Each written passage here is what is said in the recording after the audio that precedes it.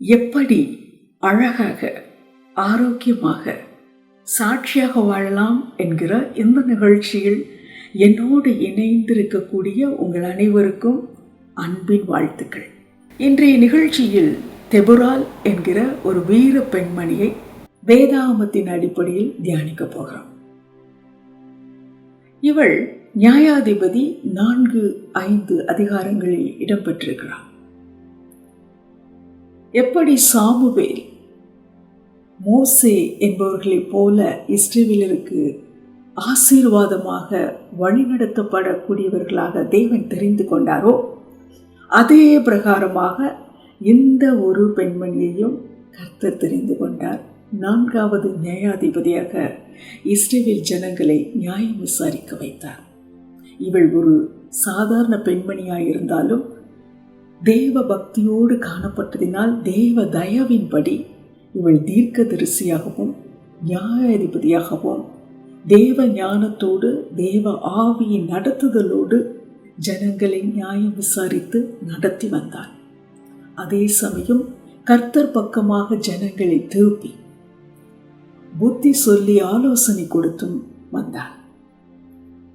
அதோடு இஸ்ரவேல் ஜனங்கள் அந்த காலத்திலே சிறிது காலம் பாவம் செய்து சிறிது காலம் மனம் திரும்பி சிறிது காலம் பாவம் செய்து வந்தபடியினால் கானானிய ராஜாவாகிய யாவின் வசத்தில் ஒப்பு கொடுக்கப்பட்டிருந்த அந்த சமயத்தில் தான் இவள் பாராக் என்கிற ஒரு தலைவனை ஏற்படுத்தி இஸ்ரவேல் ஜனத்தின் படைக்கு 10,000 ஜனத்தோடு ஒரு பெரிய போரையும் கூட இருந்து செய்து முடித்து இஸ்ரவேல் ஜனங்களை மீட்டெடுத்து 40 வருஷ காலம் இவள் சமாதானத்தோடு வாழ வழி செய்தவள்.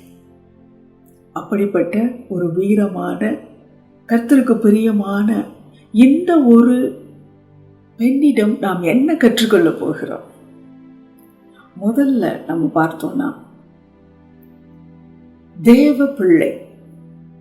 இந்த தெபோராள் ஒரு தேவ பிள்ளையாக தன்னை வெளிப்படுத்த சித்தம் கொண்டவளாயிருந்தாள்.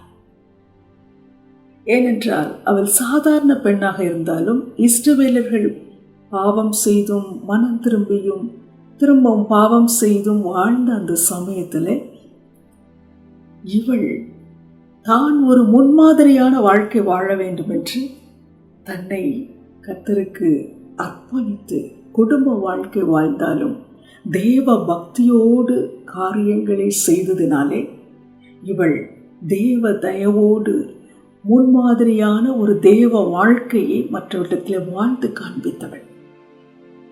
ஒரு தேவ ஸ்திரீ என்று சொல்லக்கூடிய அளவிற்கு அவள் வாழ்ந்தவள். ஏனென்றால் கர்த்தருக்கு பயப்படுகிற ஸ்திரீதான் புகழப்படுவார். அப்படிப்பட்ட ஒரு நற்குணசாலியாக அவள் வாழ்ந்ததை நாம் வேதத்தில் படிக்கிறோம். நாம் எப்படி இருக்கிறோம்? நாம் வேதத்தை நேசிக்கிறோமா? படிக்கிறோமா? அது இருக்கக்கூடிய காரியங்களை ஆராய்ந்து பார்த்து நாம் வாழ நம்மை ஒப்பு கொடுக்கிறோமா? நாம் சிந்தித்து பார்ப்போம். 2வது காரியம் பாரபட்சமின்மை. இவள் ஒரு தீர்க்கதரிசிதான். அதனால் தேவ சத்தமும் தேவ ஆவியினாலே நடத்தப்படுகிற தேவ ஞானம் உள்ளவளாய் விளக்கப்பட்டபடியினாலே இவளுக்கு கர்த்தர் தயவாய் 4வது நியாயாதிபதி என்கிற ஒரு பதவியை கொடுக்கிறார். அவள் நியாயாதிபதி என்பதினாலே தன்னிடத்தில் வருகிற ஒவ்வொரு ஜனங்களுக்கும் தேவ சமூகத்திலே ஜெபித்து நியாயத்தை விசாரித்து தேவ ஆலோசனையின்படி நடந்து கொண்டாள். அவள் கர்த்தர் தன்னை காண்கிறார் என்ற பயத்தை உடையவளாய் இருந்ததினால் எந்த ஒரு பாரபட்சமும் இல்லாமல் அவள் வாழ்ந்து வந்தாள். பிரியமானவர்களே, நமக்கு கொடுக்கப்பட்ட பொறுப்புகளில் நாம் எப்படி இருக்கிறோம்? இந்த சமுதாயத்தில் எங்கு பார்த்தாலும் பாலிடிக்ஸ், எந்த இடத்துலையும் பாலிடிக்ஸ். கர்த்தர் பாலிடிக்ஸை விரும்பவில்லை. கர்த்தர் எதிர்பார்க்கிறது நியாயம், பாரபட்சமின்மை. கர்த்தர் கொடுக்கிற பதவி உயர்வுகள் கர்த்தருக்கு பிரியமாய் நடக்கத்தான் ஆண்டவர் கொடுத்திருக்கிறார்.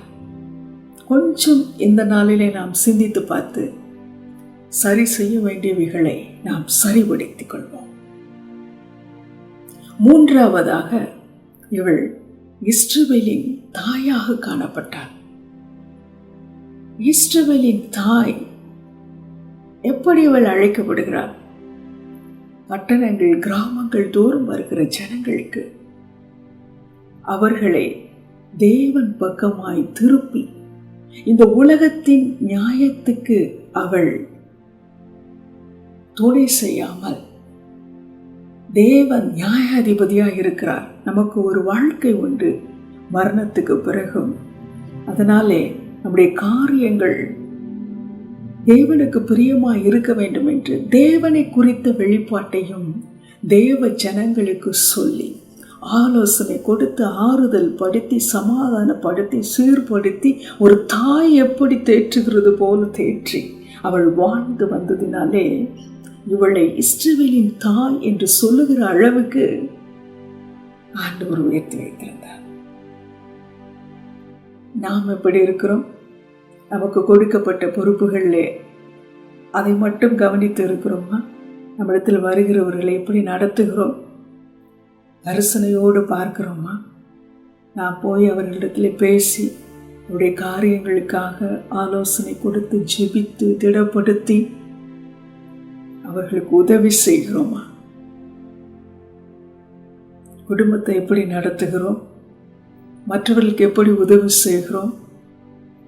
எப்படி நாம் நடந்து கொள்ள வேண்டும் என்பதை இந்த நேரத்திலும் கூட உங்களுக்கு ஆவியானவர் வெளிப்படுத்துவாராக. நான்காவதாக, தைரியமானவர். ஆம்பரியமானவர்களே, எப்பொழுது கர்த்தரை சார்ந்து வாழ பழகிக் கொள்கிறார்களோ அவர்கள் தைரியமானவர்களாய் இருப்பார்கள். இந்த தெபோராலும் கர்த்தரை சார்ந்து கொண்டதினாலே, ஒரு தீர்க்கதரிசியினாலே அந்த 20 வருட அடிமைத்தன நுகத்திலே இஸ்ரவேல் ஜனங்கள் இருந்தபோது இவள் கண்டிப்பாக ஜெபித்திருப்பாள். அதனாலே தீர்க்க தரிசனமாக அவளுக்கு யாரை கொண்டு எப்படி எத்தனை பேரோடு எங்கு சென்று கானானிய ராஜாவின் படையை தோற்கடித்து ஜெயத்தை இஸ்ரவேல் ஜனங்களுக்கு பெற்றுக் கொடுக்க வேண்டும் என்கிற ஒரு நிச்சயத்தை அறிந்திருந்தார்.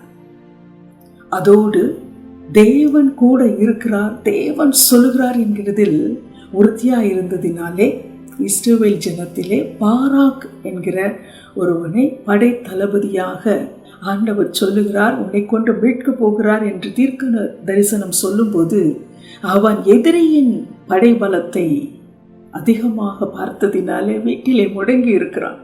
ஆனால் இவள் விடவில்லை. ஆண்டவர் சொல்லுகிறார் என்று அந்த பாராக்கிடம் சொல்லுகிறார், நீ போ, ஆண்டவர் ஜெயத்தை கொடுப்பார் என்று. அப்பொழுது பாராக் சொல்லுகிறான், நீயும் வா என்று சொல்கிறான்.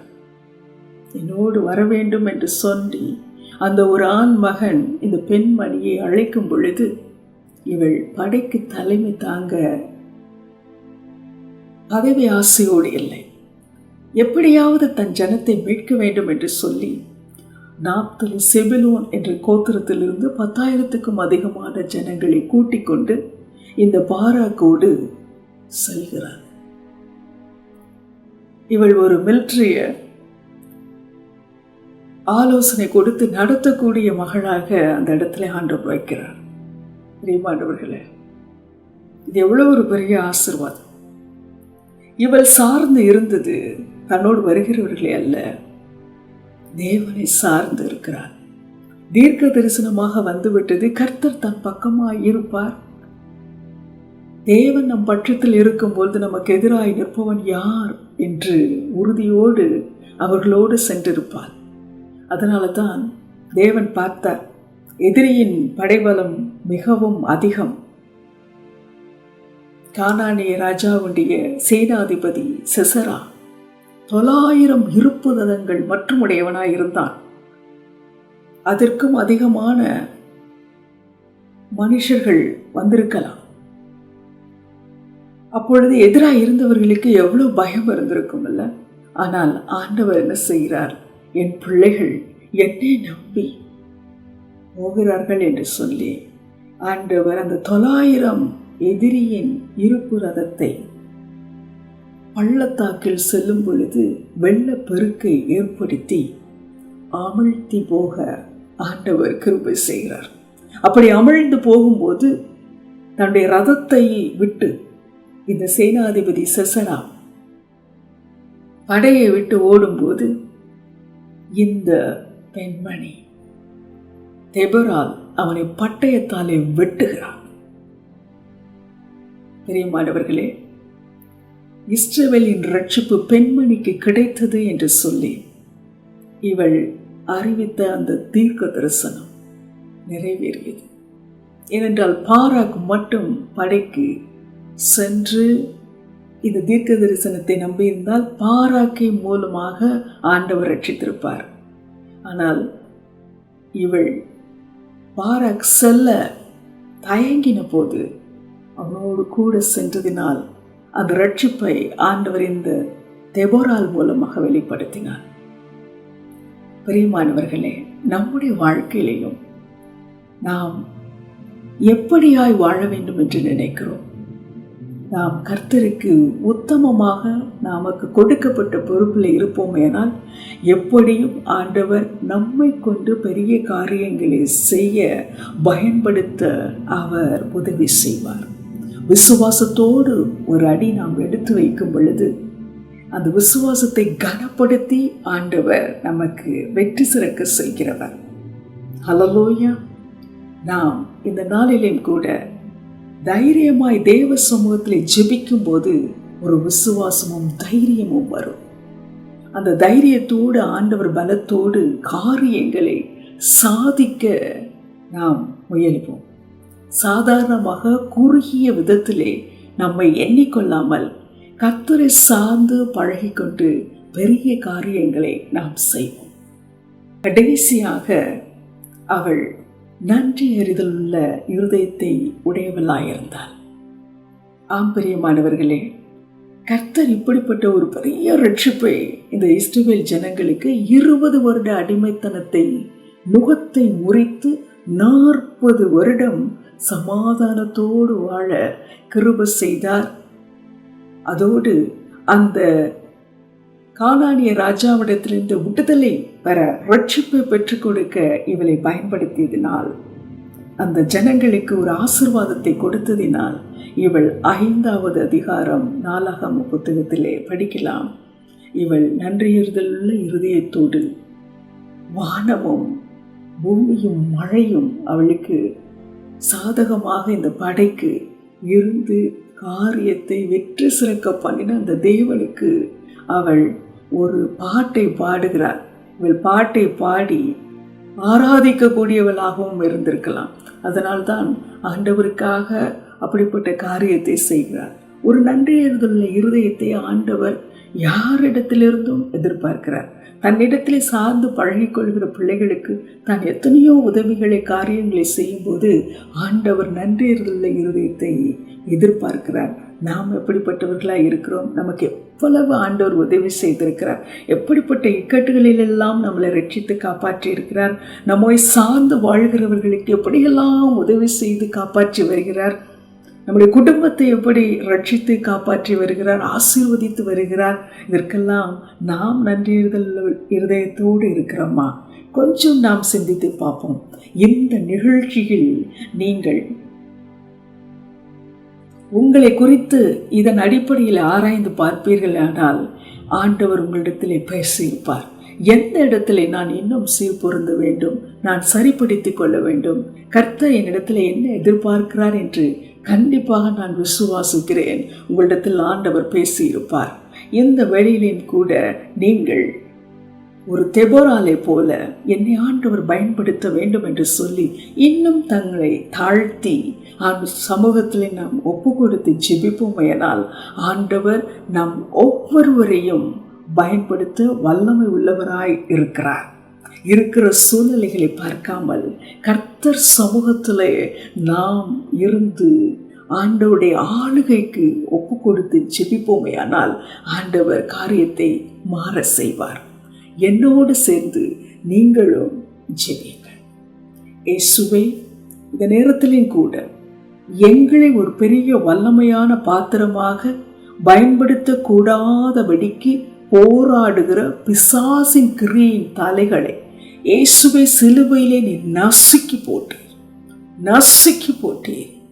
இந்த நேரத்திலும் உம்முடைய பிள்ளைகள் ஆசீர்வதிக்கப்படக்கூடாதபடிக்கு போராடுகிற எல்லா பிசாசின் தந்திரங்கள் முறிக்கப்படுவதாக இயேசுவின் நாமத்தினாலே.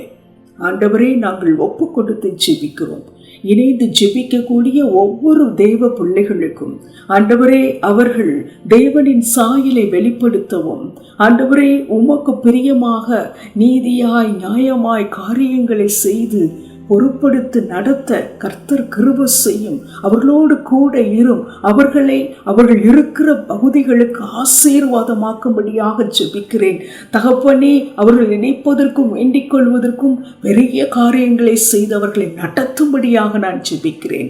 கர்த்தர் தாமே அவர்கள் முகத்தை பிரகாசிப்பிக்க பண்ணி சகல காரியங்களிலும் தேவன் நாமம் மகிமைப்படத்தக்கதாய் உம்மை கர்த்தாவே அப்பா வெளிப்படுத்த அவர்களை ஆசீர்வதித்து சாட்சியாக ஒரு நல்ல ஆண்டவரே அப்பா ஒரு முன்மாதிரியாய் இருக்கத்தக்கதாக அவர்கள் இருக்கக்கூடிய அந்த தேசத்திலும் பகுதியிலும் அவர்களை ஆசீர்வதித்து உயர்த்தும்படியாக ஜெபிக்கிறேன். விசேஷித்த கிருபை அவர்களோடு இருப்பதாக இயேசுவின் நாமத்திலே எந்த விதமான ஆண்டவரே குழப்பங்களும் இராதபடிக்கு ஆண்டவரே அவர்களுக்கு தெளிந்த புத்தியையும் ஆலோசனையும் தேவ ஆவியினாலேயும் நடத்தப்பட இந்த நேரத்தில் விசேஷித்த அபிஷேகத்தினாலே அவர்களை நிரப்பி ஆசீர்வதியும், பொறுப்படுத்த நடத்தும். ஆண்டவரே, எதிரான சூழ்ச்சிகள் ஜெபிக்கும் பொழுதே முறிக்கப்பட்டதற்காக ஸ்தோத்திரிக்கிறோம், துதிக்கிறோம். நன்றி. அவர்களை வல்லமையான கனமுள்ள பாத்திரமாக எடுத்து பயன்படுத்த போகிறதற்காக ஸ்தோத்திரம். இயேசுவின் நாமத்தில் பிதாவே, ஆமென், ஆமென்.